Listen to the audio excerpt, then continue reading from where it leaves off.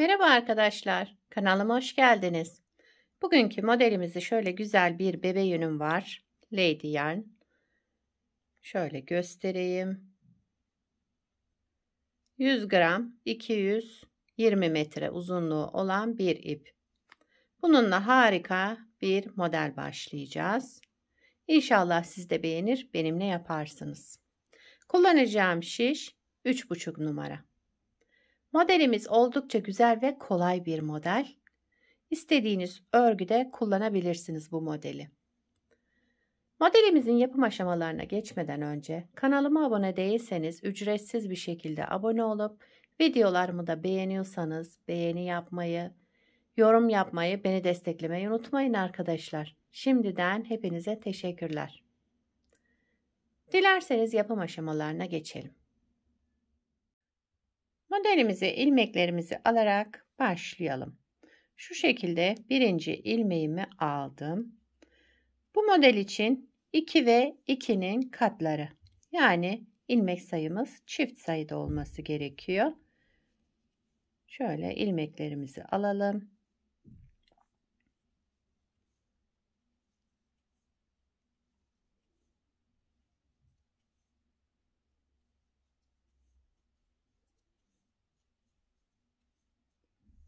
Hemen sayalım şöyle.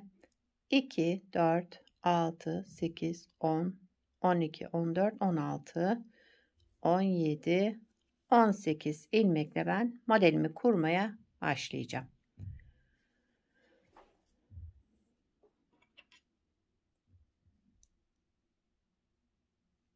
Kenar ilmeğimi ilk sıra olduğu için ördüm. Bir düz, bir ters. Bir düz, bir ters olarak birkaç sıra lastik yapacağım arkadaşlar. Lastikten sonra modelimizi kurmaya başlayalım. Siz de istediğiniz lastiği yapabilirsiniz bu modelin altına. Her türlü lastiğe uyum sağlayabilecek güzel bir model. Ama lastik yapmanız gerekiyor, yani lastiksiz bir model değil. Kıvrılma yapar.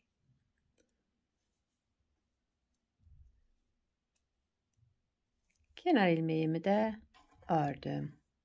Şu şekilde bir sıra lastiğimi yaptım. Bunu birkaç sıra tamamlayacağım. Evet, lastiğimizi tamamladık. Şimdi modelimizi kurmaya başlayabiliriz. Modelin birinci sıra ön yüzündeyiz. Kenar ilmeğimi örmeden aldım. Sıradaki 2 ilmeğimi şöyle ikisini bir düz örerek kestim. Çıkarttığım ilmeği tekrar örüyorum.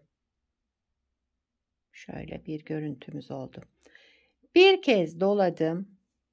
2 ilmeğimi ikisini bir düz ördüm. Çıkarttığım ilmeği tekrar ördüm. Bir doladım. Birinci sıra ön yüzündeyiz arkadaşlar. Bir kez doladım. Daha sonra 2 ilmeğimin ikisini bir düz ördüm. Tek ilmeğe düşürdüm. Çıkarttığım ilmeği de tekrar düz olarak ördüm. Bir doladım. 2 ilmeğimi düz ördüm. İkisini bir alarak ve çıkarttığım ilmeği de tekrar ördüm. Sıra sonuna kadar bu şekilde devam ediyoruz. Birinci sıra ön yüzündeyiz.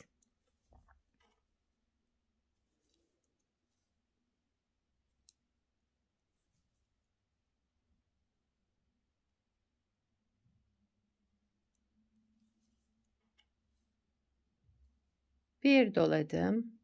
Sırada 2 ilmeğimiz var. Onu düz ördüm. İkisini bir alıp. Daha sonra çıkarttığım ilmeği de tekrar düz ördüm. Sıra başında artırma yapmadan direkt 2 ilmeği bir alarak kesmiştim. Şimdi sıra sonunda bir kez artırdım, doladım yani ve kenar ilmeğimi ördüm. İkinci sıra arka yüzündeyiz modelin. Kenar ilmeğimi örmeden aldım. Şu şekilde şöyle düzelteyim. Kenar ilmeğimi örmeden aldım. Bakın şu artırdığım ilmeği düz örüyorum. İkinci sıra arka yüzünde onu düz ördüm. Şu ördüğüm ilmeğimi de örmeden alıyorum arka yüzünde. İkinci sıra arka yüzünde ipim arka tarafta. Bu ilmeğimi düz örüyorum.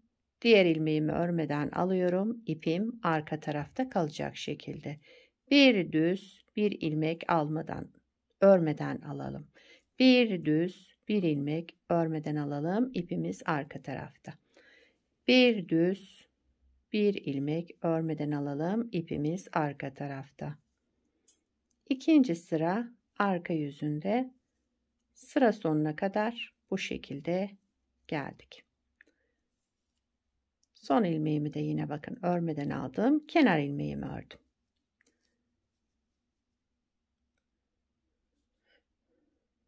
Üçüncü sıra ön yüzündeyim. Kenar ilmeğimi örmeden aldım. Sıradaki ilmeğim örmeden almıştık. Bakın ipimiz ön tarafta. İpi yine ön tarafa alıyorum. Aynı ilmeği örmeden alıyorum. Kenar ilmeğinden sonraki ilmeğimizi örmeden aldık. Şu ördüğümüz ilmeği de yine düz olarak ördük. İpi öne aldım. Bir ilmek örmeden aldım. Diğer ilmeğimi düz ördüm. İpi öne aldım. İlmeğimi örmeden aldım. Bir ilmek düz ördüm. Arka yüzünde örmeden aldığımız ilmeği ön yüzünde de yine örmeden alıyoruz ama ipimiz bu defa ön tarafta kalacak. Diğer ilmeği düz örüyoruz. Üçüncü sıra ön yüzünde bu şekilde yapıyoruz.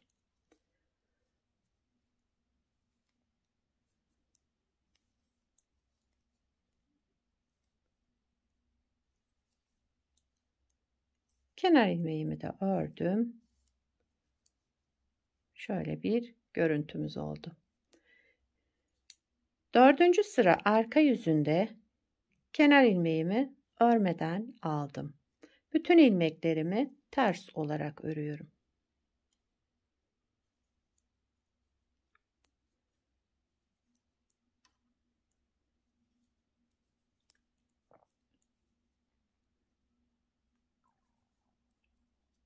Sıra sonuna kadar ilmeklerimizi ters olarak örelim.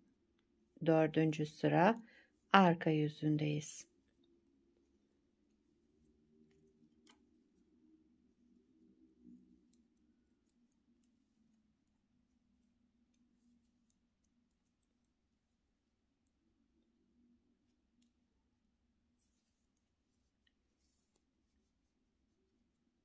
Evet, modeli kurmuş olduk. Şimdi modeli bir kez daha kuralım arkadaşlar.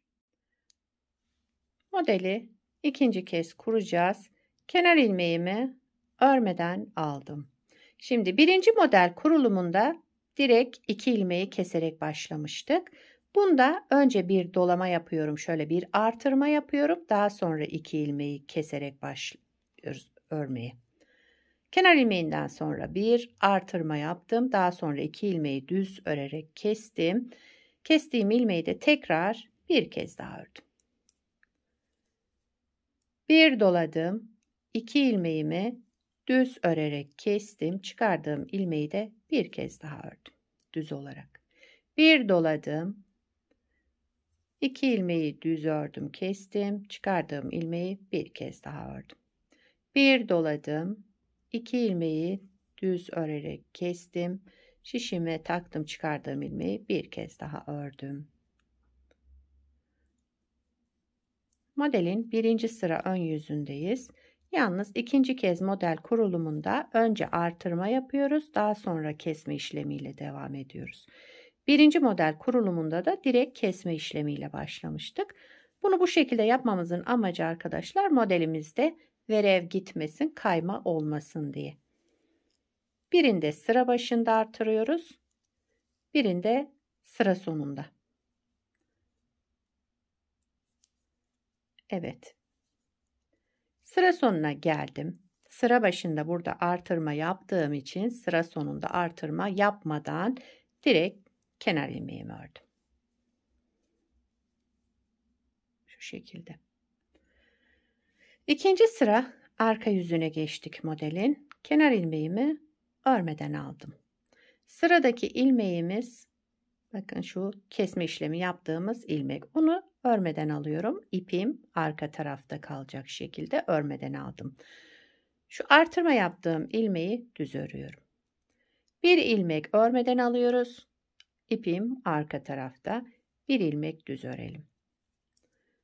Bu ilmeğimizi örmeden alıyoruz. İpimiz arka tarafta kalacak şekilde ajurlu ilmeğimizi düz örüyoruz. İkinci sıra arka yüzünde sıra sonuna kadar bu şekilde devam ediyoruz.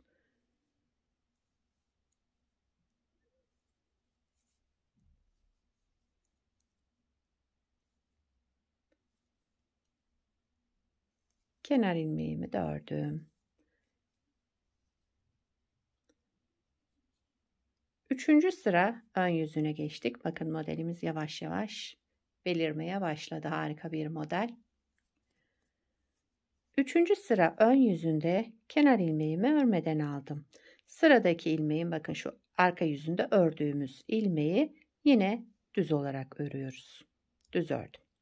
İpi kendimden tarafa aldım. Örmeden aldığım ilmek var burada, bakın. O ilmeğimi yine örmeden alıyorum. Arka yüzünde bu ilmeği yine örmeden almıştık. Bir düz ilmek, bir ilmek örmeden alıyoruz. İp ön tarafta, kendimizden tarafta. Bir ilmek düz örüyoruz. Bir ilmek örmeden alıyoruz. Bir ilmek düz, bir ilmek örmeden alalım. Bir ilmek düz, bir ilmek örmeden alalım. Örmeden aldığımızda ipimiz kendimizden tarafta olacak. Bunu unutmayalım.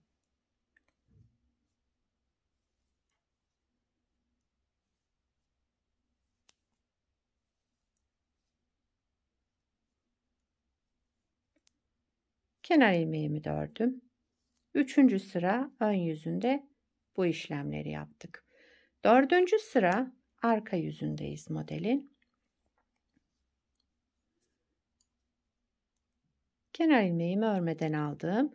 Bütün ilmeklerimi ters olarak örüyorum. Dördüncü sıra arka yüzünde ilmeklerimizi ters olarak örelim. Bu modeldeki fark arkadaşlar, dediğim gibi birinci sırada direkt kesme işlemiyle başlamıştık. İkinci model kurulumunda ise birinci sırada önce bir artırma yaptık. Daha sonra kesme işlemi yaptık. Buna dikkat edelim. Sıra başında artırma yaptıysak sıra sonunda yapmıyoruz.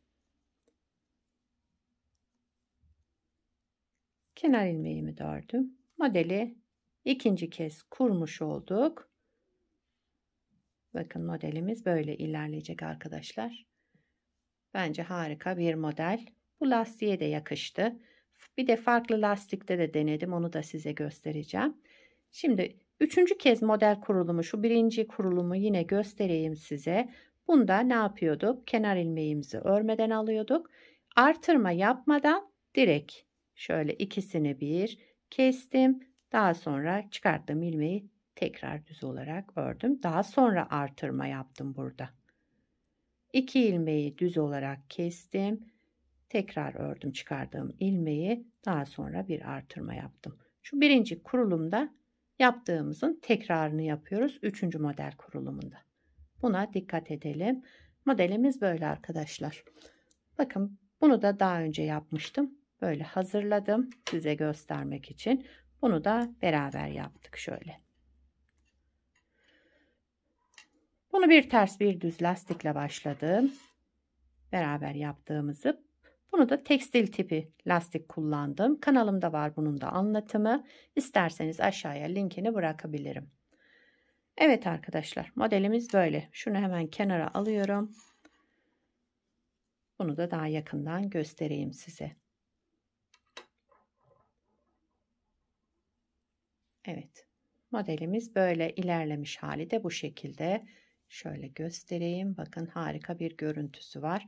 Modelin arka yüzü de şöyle gayet güzel, temiz bir görüntüsü var. Kenar ilmeklerimiz bu şekilde çıkıyor arkadaşlar. Yakadan başlama örgülerinizde de şöyle bir görüntüsü olur.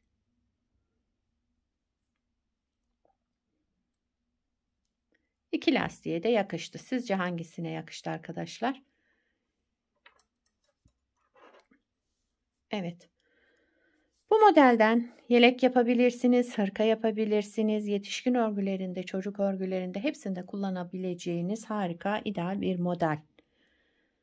İki renk de kullanabilirsiniz arkadaşlar. Çocuk örgülerinde, bebek örgülerinde uygularsanız evde kalan iplerinize değerlendirmiş olursunuz. Daha kalın iplerle, daha kalın şişlerle de yapabilirsiniz bu modeli. Sizler de nelerde kullanacaksınız, nelerde uygulayacaksınız bu modeli? Onları da yorumlarda belirtirseniz sevinirim. Evet.